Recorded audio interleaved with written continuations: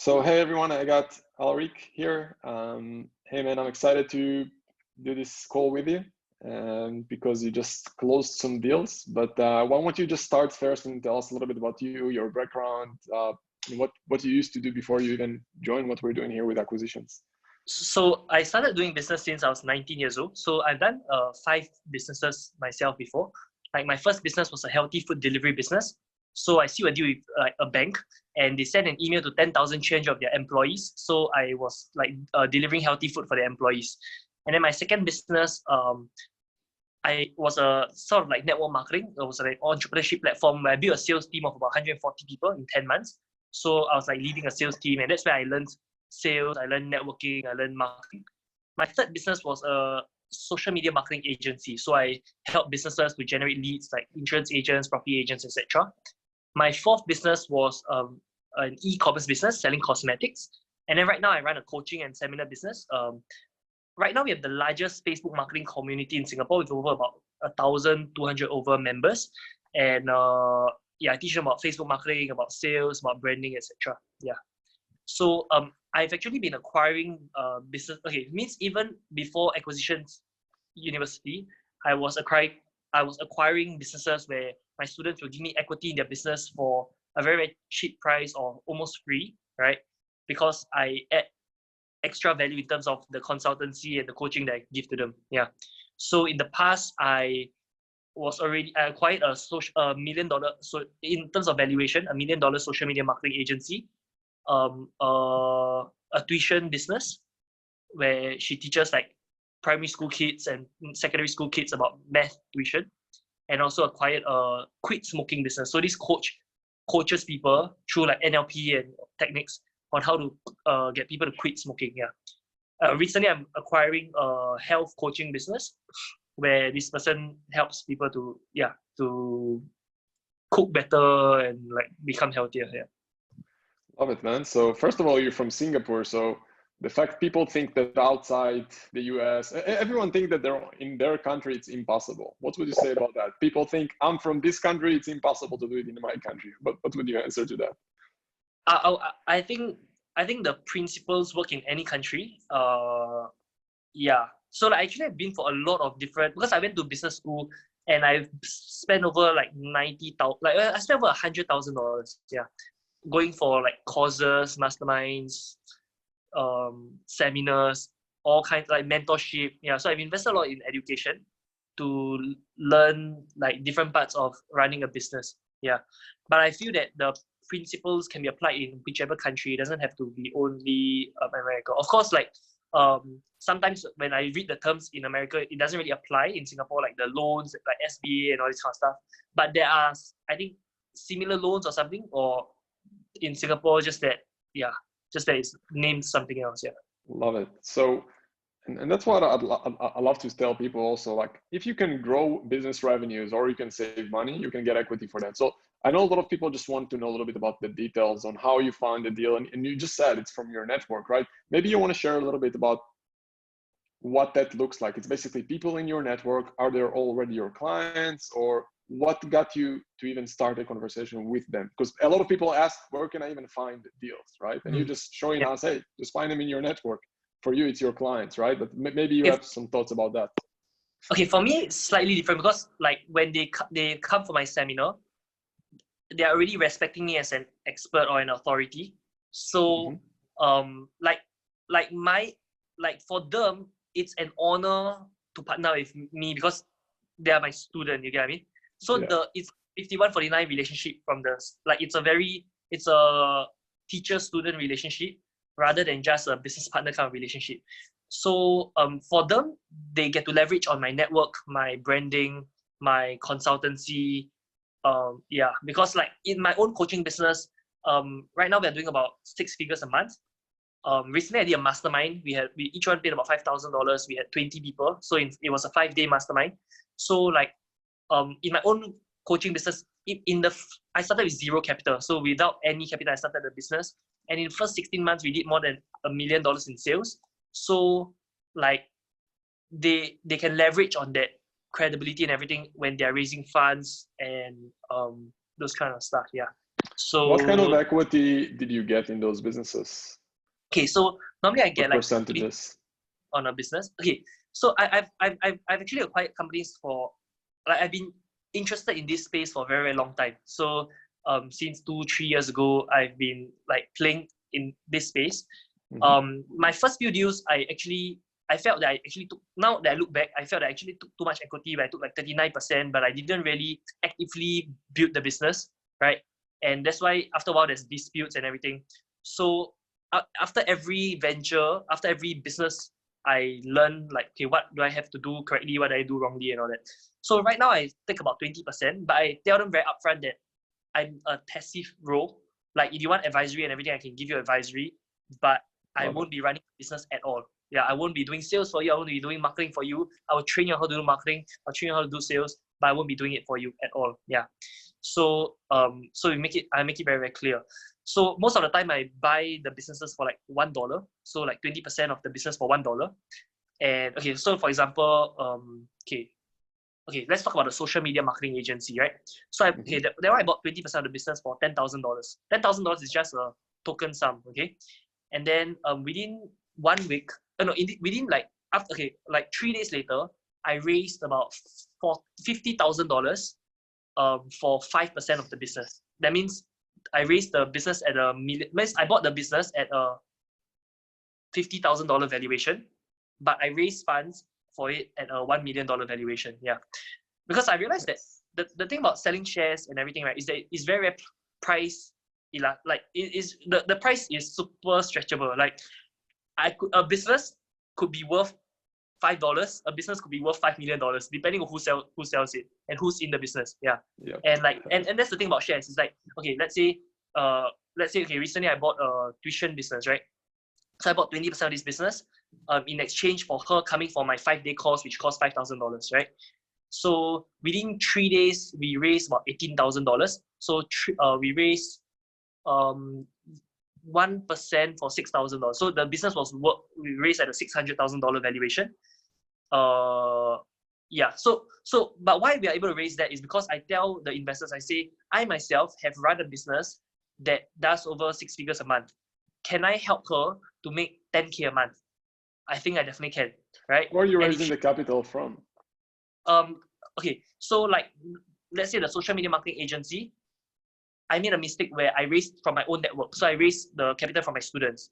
But subsequently, I learned that, okay, because if I do that, right, I'm very vulnerable to, like, if something goes wrong, or let's say something happens to him, or he runs away, and then I'm in a very vulnerable position. So subsequently, I only raise capital from their network. Yeah. But I give them the template, the script on how to raise the capital. And I pitch to them, I pitch for them to show them how, like, because to some people, like, to them, $6,000 or $10,000 it might be a lot of money, right? Yeah. But I show them that it's so easy to get an investor to pay $6,000, $10,000, $50,000. Yeah. So I think what most people need is more of the belief that they can do it rather than the skill set. Yeah, like when they see that, is it really that easy? Then they start believing that actually it can be done. Yeah, it's all in our mind. Yeah, it's all. Yeah, I agree. Yeah, so those are the businesses that I acquired. Yeah, so those businesses are growing. Like, let's say in the past, this business. So and that's not something I want to consult whether I'm doing the right thing. Okay, so basically, like, let's say for my tuition agency, like my tuition business. So she used to be making about 2.5K a month. Okay, that works out to be about 30K a year times 12, right? So how come I was able to sell it at a $600,000 valuation, which is like a P ratio of 20 times? It's because I told the investors that if, let's say, she continues making 2.5K a month, which is 30K a year, and let's say you own 1% of the company, so you invest 6K for 1%, but you will get $300 a year in dividends, and that's just dividends. If, let's say, she makes 5K a month, then her value will be worth 1.2 million. So your 6K will double in value to become worth 12K. And if you keep your shares, if you keep the shares, you will get $600 every year. If you sell the shares, then you get 12K as a lump sum. So that's how I sold to the investors. I'm not sure if it's correct or not, and that's why, like, the main reason I joined acquisitions university is also because I wanted to just know that I'm on the right track. Yeah, you know, like the extra pair of eyes to see that from someone who has been in the game, to see if I'm on the right track in terms of like what. But of course, like when I looked at the acquisition university analysis and everything, most of the times you'll buy businesses at like maybe 2.5 times or to 3.5 times EBITDA, right? So yeah, so I'm so that's the thing. And then love it. And how are you helping those businesses after you get equity in them? I know a lot of people think that they buy a business, they gotta work day to day, and you just said you're just gonna be the strategic advisor and the visionary and the shareholder. But what kind of work do you do with them on a day-to-day basis, if any? Okay, so I only text these people, like I only text these students of mine or these partners of mine maybe once a month, or yeah, maybe through text once every 2 weeks maybe. Yeah, just to see how's the business going. Do they have any issues and everything? Sometimes I don't know how I'm like okay, for example, let's say the tuition business, she makes 2.5K a month. But now within the last right now she's making about 4K a month, right? In the last 3 months, right? And consistently 4K per month for the last 3 months. And I asked her, like, okay, so how do you increase your income by 150%? Which is actually quite a lot, right? In terms of the percentage, from 2.5K to 4K a month, right? And I asked her, is it something that I taught her or something? She said, no, it's just somehow after she partnered with me, maybe I don't know, maybe sometimes maybe it's the confidence that you get. Sometimes it could be the belief in herself. Sometimes it could be okay, I definitely taught her a bit of marketing. She ran some Facebook and she got a few clients from there. Yeah. So yeah. So like for example, let's say my social media marketing agency. Before he met me, he was making about maybe 5K a month. Right now he's at about he makes about 50K to 85K a month. Yeah, from 5K a month to 50K to 85K a month. Yeah, in sales. And like I taught him how to do webinars. They did 2 webinars and they made about $50,000 just from 2 webinars. 21K and no 25K and like 30 something K. Add together it's about 52K or something from just 2 webinars. Yeah.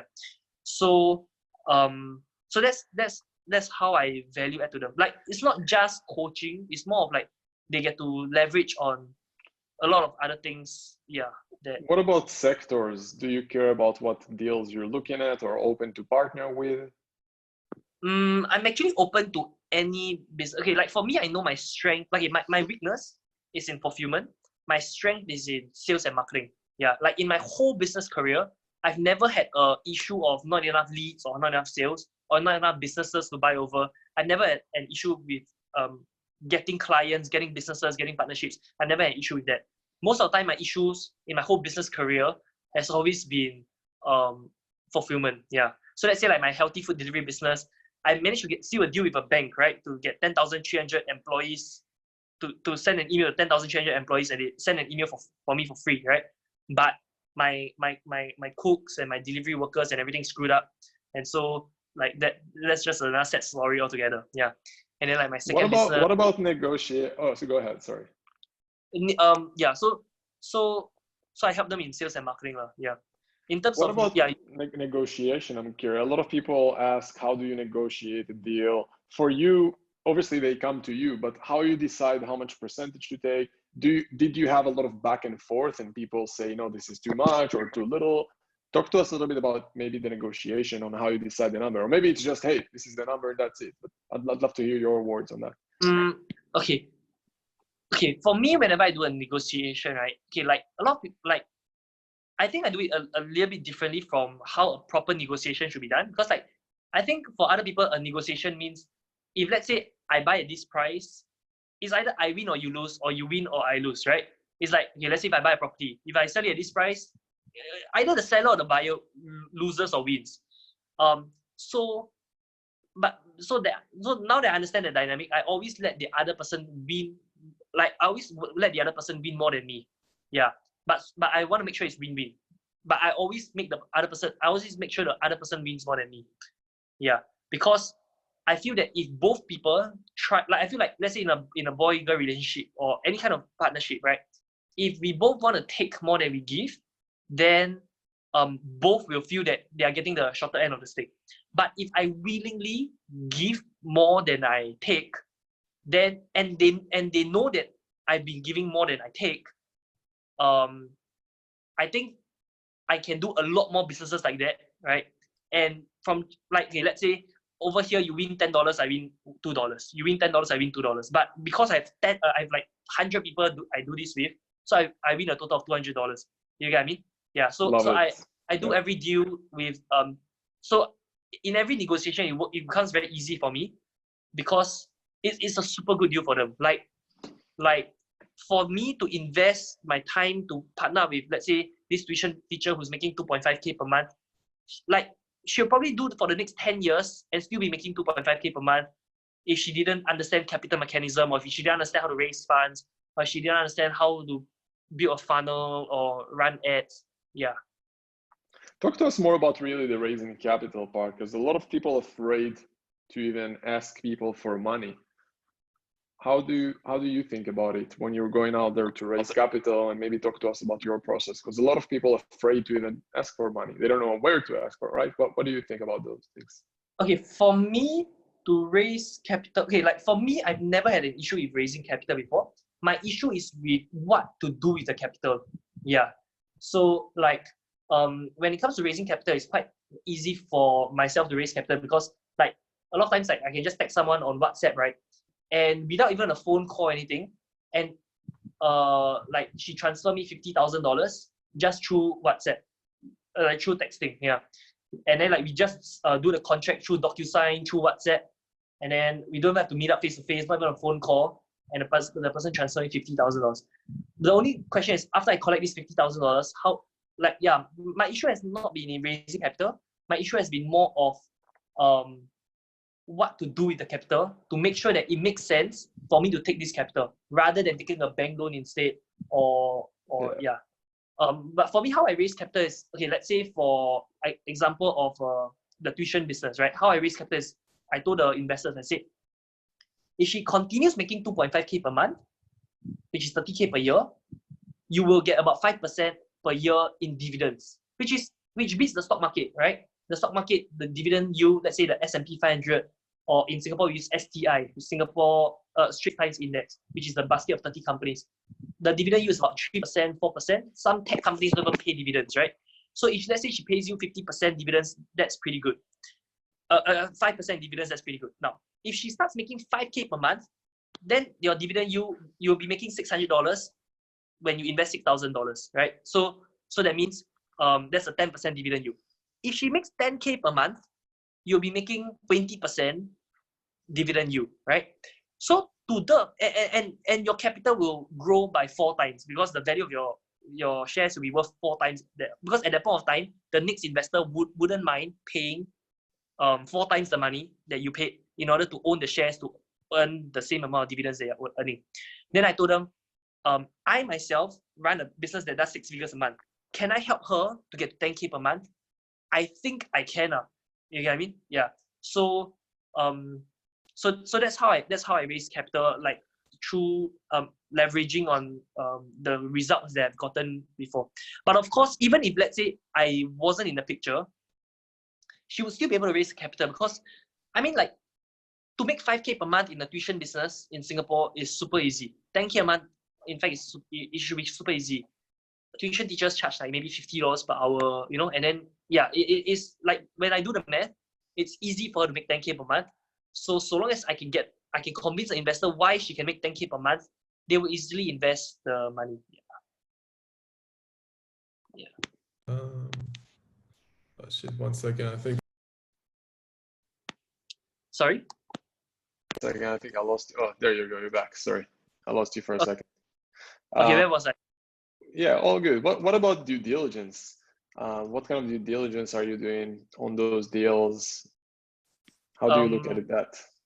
Okay, in fact, it's something I need to work on, which is I don't really do due diligence because from my perspective is I'm kind of getting all this equity for free, right? So even if I don't, even like okay, the worst that can happen is, let's say, a legal lawsuit or anything, right? That's the worst that could happen.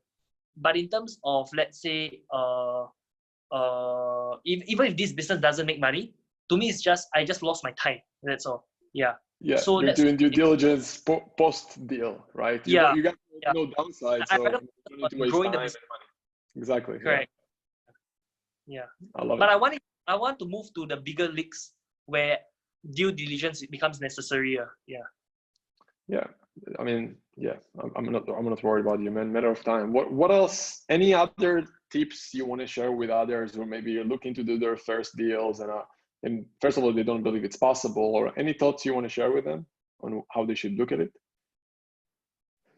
I think like the skill set that helped me to acquire companies is sales and marketing. Yeah, I think the biggest, like the most important thing in business, I think is sales and marketing. Because once the leads and the clients come in, then cash comes in. Once cash comes in, you can invest that cash to grow any business, to hire more talents that can grow the business. Yeah, so for me, sales and marketing has been the biggest. As it was, I think I was quite lucky that I chose to go into like to become good at it.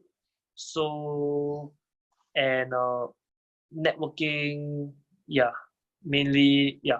That's more of my advice. But at the same time, I feel that okay, like not everyone. I don't feel that acquisitions is a mass market thing.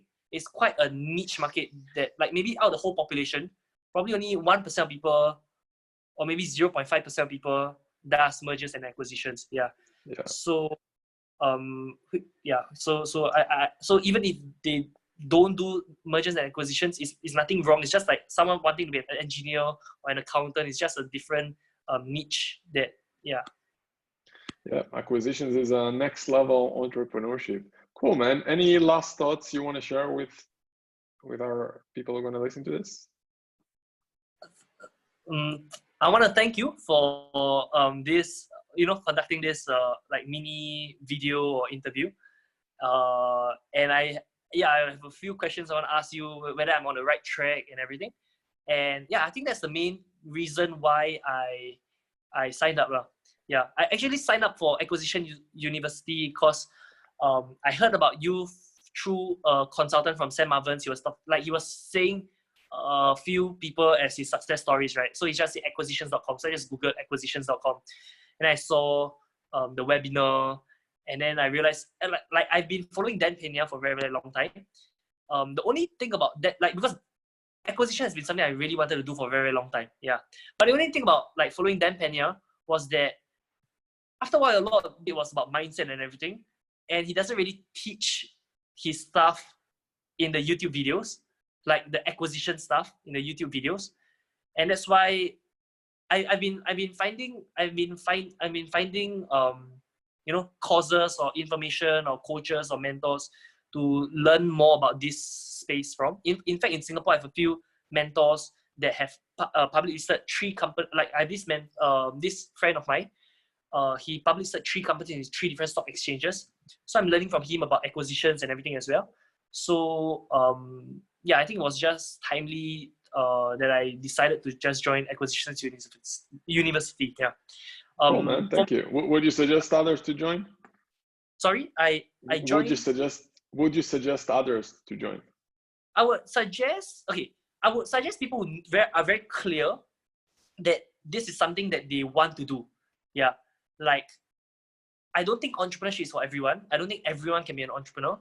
I don't think an acquisition is like the next level of entrepreneurship. Like if let's say someone has never started a business before, to go straight into acquisitions, I think it'll be a bit tough. Like if they don't have the skill sets in terms of running a business, or if let's say they're brand new, I don't think everyone should. But if someone's like super clear that okay, this is what you want to do, then I think one of the biggest value that I see in this community is the Facebook group. Yeah, it's a Facebook group as well as the case studies, right? Like right now, I'm starting to listen to the old calls that you've been doing, the 100+ old calls they've been doing. I think that's the most valuable for me, because like and in terms of the fundamentals of business, I think it was really good in terms of like for if someone was brand new and they just like they didn't even know accounting or something, I think that part is it's important to be there.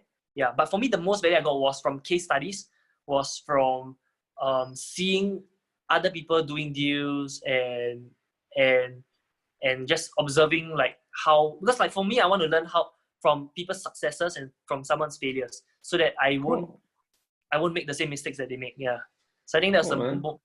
yeah. Thank you very Right. much. All right, I think we're good. Thank you so much. So I'm gonna